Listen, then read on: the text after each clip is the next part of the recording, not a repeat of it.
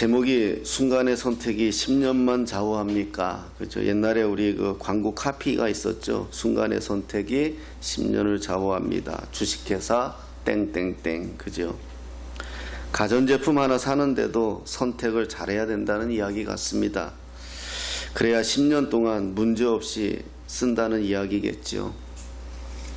그럼 우리 인생은 어떻습니까? 순간순간 선택할 일이 참 많습니다. 오늘 말씀을 통하여 우리가 인생에서 선택이 얼마나 중요한지 또 살펴보는 시간을 가지도록 하겠습니다. 오늘 본문에 게하시라는 사람이 등장합니다. 게하시는 그 당시에 그 위대한 하나님의 사람 엘리사라고 있습니다. 그 엘리사의 사환, 좋게 말하면 사환, 또 아니면 종입니다. 종.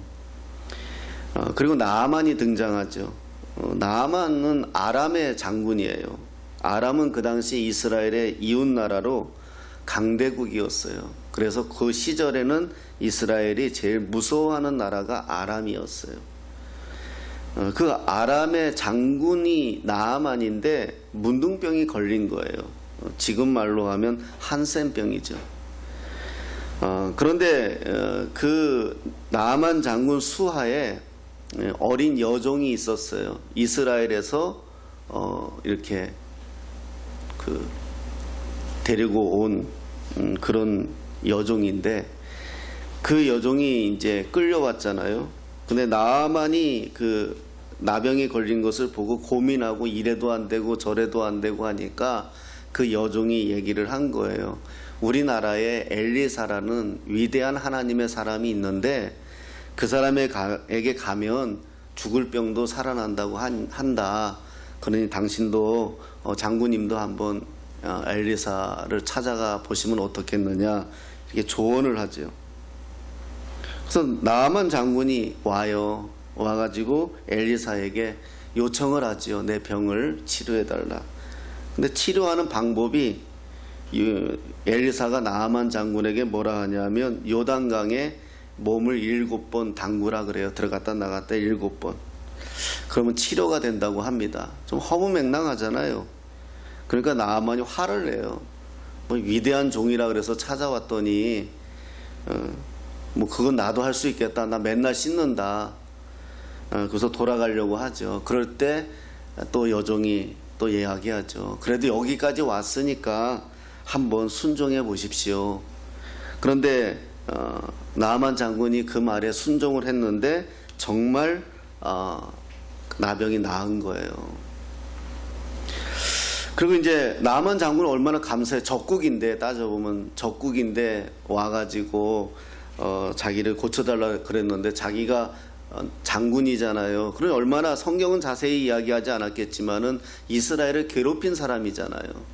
그런데도 자기를 고쳐준 것에 감사해서 뭐라도 살해를 하겠다고 엘리사에게 말을 하지요. 그러나 엘리사가 받지를 않아요.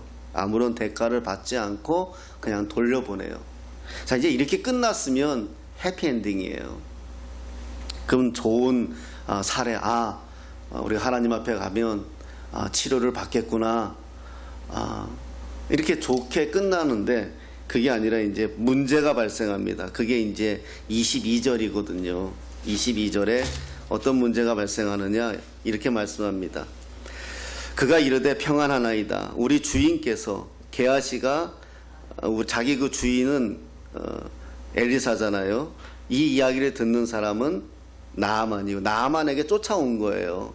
쫓아와서 우리 주인께서 나를 보내며 말씀하기를 지금 선지자의 제자 중에 2 청년이 에브라임 산지에서부터 내게로 왔으니 청하건대 당신은 그들에게 은 1 달란트와 옷 2벌을 주라 하시더이다. 이렇게 얘기한 거예요. 엘리사가 그렇게 시킨 적이 없거든요. 그런데 게하시가 욕심이 생긴 거죠. 종이 욕심이 생긴 거예요. 그러니까 나아만 장군이 줄 것 같거든. 그러니까 엘리사에게 말도 안 하고 쫓아가가지고 거짓말을 한 거예요. 1 달란트는 되게 큰 돈이에요. 엄청 큰 돈이에요. 지금으로 말하면 한 20년 적금 들어야 돼요. 엄청 큰 돈이에요. 그런데 나아만이 쾌히 23절에 보니까 2달란트를 줘요. 은 2달란트를 또 전대에 넣어주고 옷 2벌도 넣어주고. 그러니까 자기는 너무 기쁜 거잖아요 지금. 예. 나병이 치료가 됐으니 다 주는 거죠 뭐. 그러자 이제 이걸 받았잖아요. 게하시가 받고 물건을 감추고 들어와요. 엘리사가 물어요. 야, 어디서 오냐? 그러자 게하시가 아무데도 안 갔습니다. 거짓말을 하죠. 그러자 엘리사가 어떻게 반응하느냐 하면, 엘리사가 게하시의 잘못을 회개하기를 바랬던 거예요. 한번 기회를 준 거죠. 어디서 왔느냐라고 묻는다는 것은 알고 있다는 걸 추측해 볼 수 있잖아요. 그럼 거기서 사실 제가 욕심을 부려서 이랬어야 되는데 거짓말을 하자 회개하지 않으니까 오늘 성경에서 읽은 것처럼 엘리사가 뭐라 그래요? 나만 장군이 걸렸던 문둥병을 네가 가져가라 그래요. 그러자 그 자리에서 게하시가 문둥병이 걸리는 거예요. 자, 이 내용을 들으면서 어떤 생각이 드십니까? 나아만 장군은 이방인인데, 이방인은 하나님에게, 사람에게 가면 자기 몸이 나을 거라는 믿음으로 왔고, 평생 그 하나님의 사람 엘리사 밑에서 하나님을 잘 알고 있는 그 게하시는 종은 오히려 하나님을 속이고, 엘리사를 속였지만 하나님을 속인 거잖아요. 하나님을 속이고 거짓말하고. 그러자 둘이 바뀌어져 버린 거죠. 병이.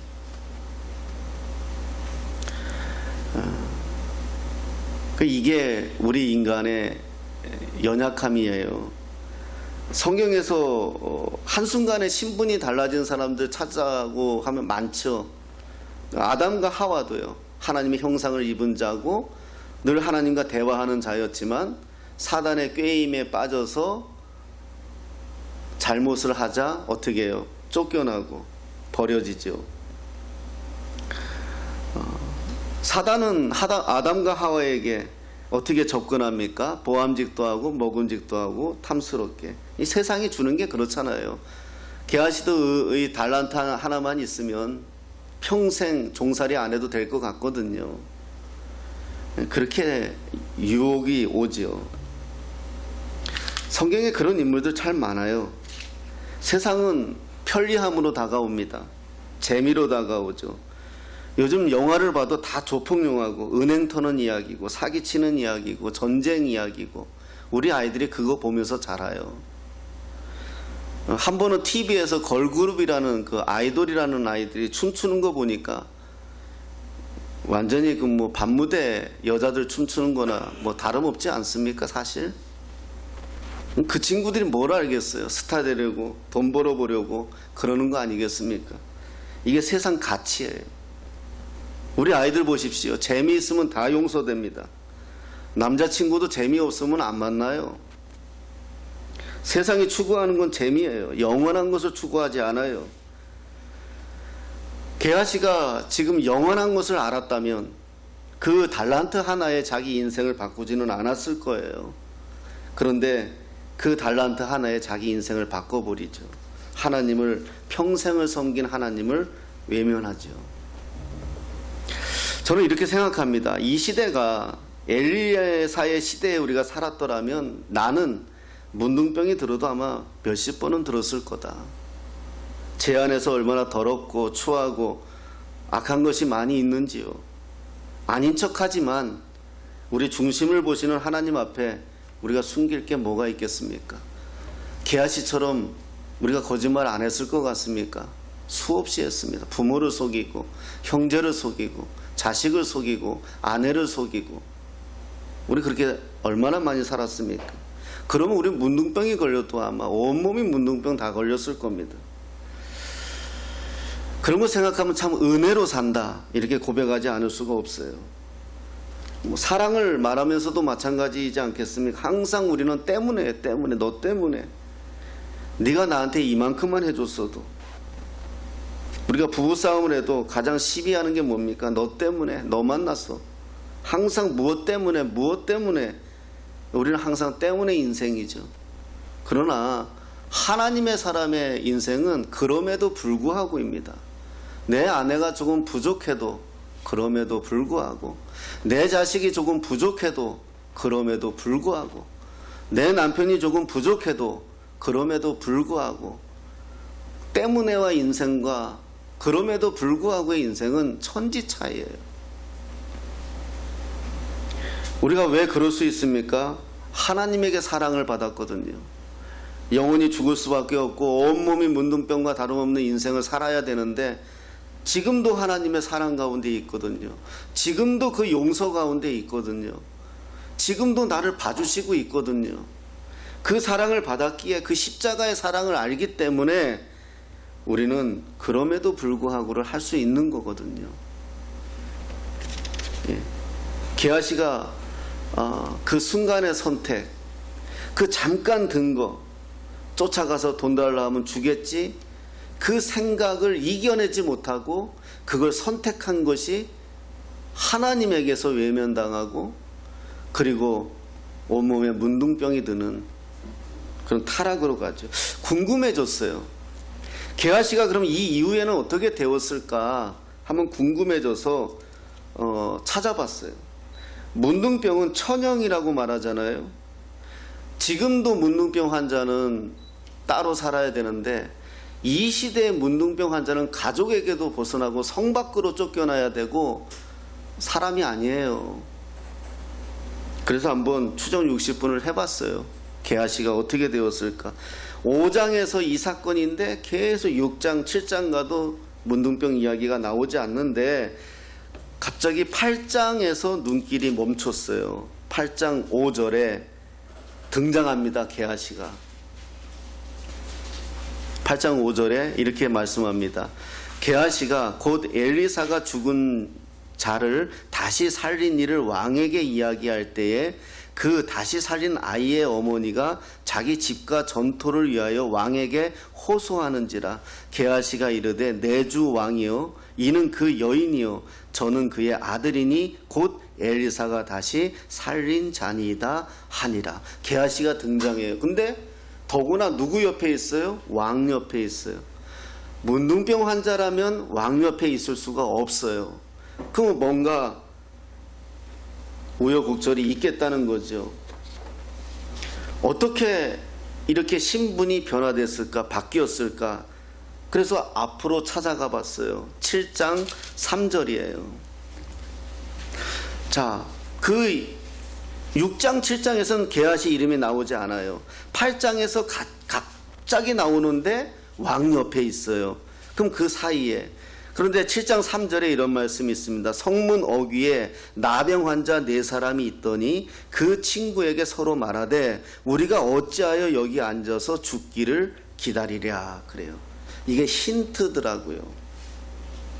자, 6장 7장 내용이 뭐냐 하면, 아람이 그 엘리사가 고쳐준 나만 장군의 나라 아람이 이스라엘을 쳐들어와요. 완전 이스라엘 박살내요. 어느 정도로 박살내느냐, 성 안에 갇힌 사람들이 성 밖으로 나올 수가 없는 거예요. 수많은 아람의 군대가 진을 치고 있으니까요. 성 안에 다 쫓겨 있는 상태인데 오랜 시간 나오지 못하니까 어때요? 먹을 게 없어요. 물도 없어요. 그래서 어떤 상황까지 오느냐 하면, 서로 오늘은 성경이 그렇게 말씀해요. 오늘은 네 자식 잡아먹고 내일은 내 자식 잡아먹자고 할 지경까지 가요. 아사지경이죠. 왜냐하면 나가면 아람 군대가 있으니까 다 죽으니까. 안에 갇혀는 있는데 먹을 것이 없어요. 자, 그때 성 밖에 누가 있었냐면 4사람이 있었는데 나병 환자예요. 근데 이 나병 환자들이 지금 무슨 얘기예요? 우리가 어찌하여 여기서 앉아서 죽기를 기다려. 이들도 먹을 게 없으니까 앉아서 죽기를 바라. 이럴 바엔 차라리 아람 진영에 가보자 이거예요. 아람 진영에 가면 거긴 그래도 죽을 땐 죽을지라도 먹을 거 있지 않겠느냐. 이거 보면서 옛날에 그 김훈 씨가 쓴 남한산성이라는 소설이 생각나더라고요. 우리나라 왕도 남한산성에 갇혀 있을 때 몽고 군대가 삥 둘러서 결국 왕이 나와서 머리 읊조리고 하지 않았습니까? 백성들은 다 굶어 죽고. 그 생각이 나더라고요. 그래서 이들이 아람의 진영으로 가요. 이 네 문둥이가 아람의 진영으로 가는데 8절 9절에 이런 말씀이 있어요. 그 나병 환자들이 진영 끝에 이르자 한 장막에 들어가서 먹고 마시고 거기서 은과 금과 의복을 가지고 가서 감추고 다시 와서 다른 장막에 들어가 거기서도 가지고 가서 감추니라. 나병 환자들이 그 친구에게 서로 말하되 우리가 이렇게 해서는 안 되겠도다. 이 사람을 봐야 돼요. 우리가 이렇게 해서는 아니 되겠도다. 옛날 생각나죠? 은과 금과 의복. 오늘은 아름다운 소식이 있는 날이거늘 우리가 침묵하고 있도다. 지금 나병 환자들이 와보니까요, 아람 군대가 다 가버린 거예요. 사실 하나님이 막 흩어놓았어요. 저쪽에서 엄청난 큰 소리와 함께 마치 대군이 몰려오는 것처럼 착각을 일으켜서 아람 군대 도망가 버린 거예요. 근데 이들은 배가 고파서 아람 군대 거니까 다 놓고 도망갔으니까 금도 있고 은도 있고 의복도 있고 먹을 거 천지인데 한 사람이 얘기하는 거예요. 야, 우리가 이러면 안 되지 않느냐. 좋은 소식이니까 빨리 성에 들어가서 알려야 되지 않겠느냐. 나병 환자는 외톨이에요. 인정 못 받는 사람은 아웃사이더예요. 근데 누구를 걱정해요? 성 안에 있는 사람들을 걱정하는 거예요. 성 안에 사람은 아직 몰라요. 그러니까 지금 그 안에서 어떻게 하고 있어요? 네 자식 잡아먹자, 내 자식 잡아먹자 하고 있거든요. 사실 이들이 그거 싹 전문 용어 한 번만 쓸게요. 아도하면 어떻게 되겠어요? 이 네 문둥이가 다 짓고 하면 얼마나 부자겠어요. 그러지 말자는 거죠. 우리의 소위가 선치 못하다. 밝은 아침까지 기다리지 못하고 이들이 황혼을 받으면서 사마리아 성으로 달려가요. 나는 그때 하나님의 은혜가 이들에게 임하지 않았나 감히 생각해 봅니다.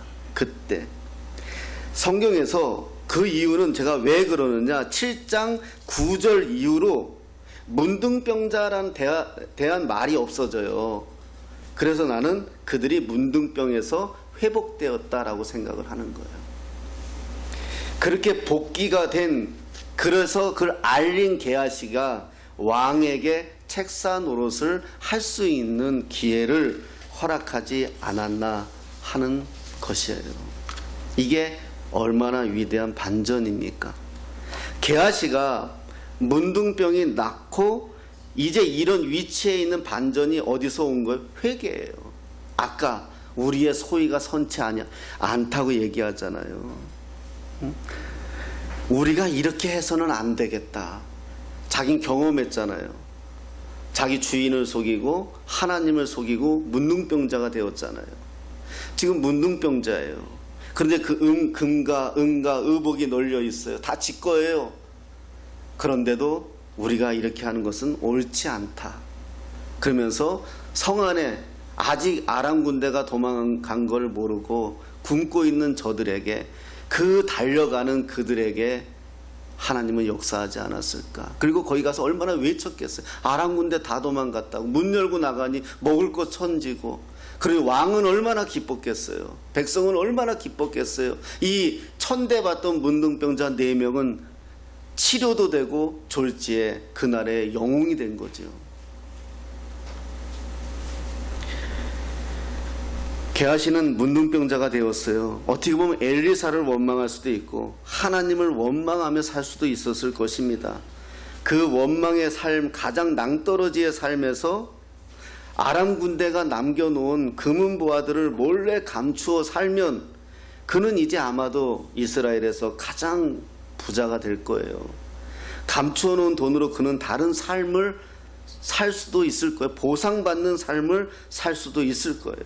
돈이라도 있어야 문둥병자인 내가 사람 구실할 수 있지 않겠느냐라고 생각할 수 있었을 거예요. 돈이라도 있어야 내가 사람들에게 무시당하지 않겠느냐, 이런 생각도 할 수 있었을 거예요.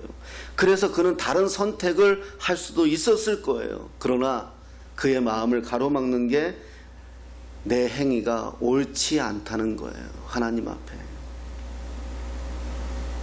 내가 비록 문둥병자이지만 옳지 않다는 거예요. 결단이죠. 자기가 문둥병자가 된 이유를 정확하게 알고 있는 거예요. 그래서 회복될 수 있는 거예요. 우리가 회복되기 위해서는요, 내 원인을 알아야 돼요. 자동차가 고장났을 때 어디가 고장난 원인을 알아야 고치죠. 그냥 잠깐 전문용어로 땜빵하면 얼마 안 가서 또 거기에서 문제가 생기거든요. 우리 인생도 그래요. 내가 문제가 있다는 것을 알면 그 원인을 알아야 돼요. 왜 돈에 약한지, 왜 물질에 약한지, 왜 내가 어떤 상황에 약한지 그 원인을 알면 다시는 그것이 나를 발목을 잡을 수 없다는 거예요. 그것이 게하시가 회복할 수 있는 기회예요. 우리는 실수할 수 있습니다. 우린 넘어질 수도 있어요. 그러나 그것이 전부가 아니라는 것을 오늘 성경을 통해서 알 수 있어요. 문둥병을 주시기도 했지만 문둥병을 회복시켜 주시기도 하시는 하나님, 또 이제는 종이 아니라 왕의 옆에서 책사의 노릇을 할 수 있도록 신분 상승시키시는 하나님. 요셉이 그러지 않았습니까? 형들에게 팔려서 감옥 생활하지만 결국 애굽의 총리가 되지 않았습니까? 하나님은 어떤 문제가 발생하면 또 다른 회복의 기능을 우리에게 설치해 주셨어요. 그게 회개입니다. 돌이키는 겁니다. 하나님 돌이키는 거예요. 그러면 회복이 될 수 있는 기회를 얻는 거예요. 게하시의 문둥병도 고쳐주셨다면 저와 여러분은 그리스도 안에서 능치 못함이 무엇이 있겠습니까? 영적 문둥병에 걸린 우리 자아, 우리 가정, 우리 나라, 우리 민족 고쳐져야 할 것이 무엇이겠습니까? 다시 돌아가는 거죠. 30년 전만 해도 이 땅에 온 산허리는 기도하는 사람들로 넘쳐났습니다. 저도 그때 전도사 생활할 때 우리 청년들 데리고 산에 올라가서 기도 많이 했어요. 밤새 한 명씩 산에 구석구석에 처박아 놓고 새벽 될 때가 내려오지 말라고, 주여 소리 내 저 밑에서 다 들리는데 주여 소리 안 들리면 내가 혼내겠다고. 그럼 그 참 청년들이 순수했어요. 그 금요일날 직장 갔다 와가지고 얼마나 피곤해요. 요즘은 토요일날 쉬기라도 하죠. 그땐 일 나갔잖아요. 그런데도 금요기도에 오면은 데리고 산에 올라가, 부산 감난산에 올라가가지고 산에서 기도하고 하고, 내려와서 포장마차에서 남들은 소주 마실 때 우리는 우동 한 그릇씩 먹고 애들도 거기서 기도해주고 출근시키고. 그때가 한국이 살 때예요. 그때가 한국이 돌아갈 때고요. 지금 다 막혀 있잖아요. 경제가 아무리 좋고 대한민국이 10대 국가가 되면 뭐합니까? 백성들이 가난한데, 백성들이 평안하지 않은데 무엇이 우리에게 소용이 있습니까? GNP가 그렇게 높으면 뭐합니까? 우리나라 대통령이 남의 나라 가서 대접받으면 뭐합니까? 백성이 배고픈데 무엇입니까? 막혀 있거든요. 우리가 이 영적 문둥병에서 회복할 수 있는 길이 무엇일까요? 다시 돌아가는 것밖에 없어요. 회복하는 것밖에 없어요. 하나님에게 다시. 지금 우리가 얼마나 기도합니까? 우리 어머니들은 기도로 살았어요. 기도로 우리들을 키웠어요. 기도로 우리들을 하나님은 우리를 역사하셨고요. 우리 요즘 우리 부모님들이 예수 믿어도 그렇게 키웁니까? 의사 선생님 말씀이 진리고, 학교 선생님 말씀이 진리고, 학원 선생님 말씀이 진리인 세상이 돼버렸죠. 영적 문둥병입니다. 그걸 회복할 수 있는 길은 하나님께 돌아가는 겁니다. 게하시가, 전 이 게하시의 인생을 보면서 제 자신을 들여다본 겁니다. 제 자신도 하나님이 얼마나 역전을 시켰는지요. 그렇게 역전을 시켜가신 하나님, 끝내는 당신의 뜻대로 쓰시는 하나님, 그분의 손에 붙잡히면 된다는 사실을 기억하시면서 올 한 해 우리 가정, 여러분들의 가정, 또 우리 교회, 우리가 속해 있는 모든 공동체가 정말 회복이 되고 소위 하나님의 기뻐함을 입는 그런 복된 공동체들이 다 되시기를 예수님의 이름으로 축복합니다.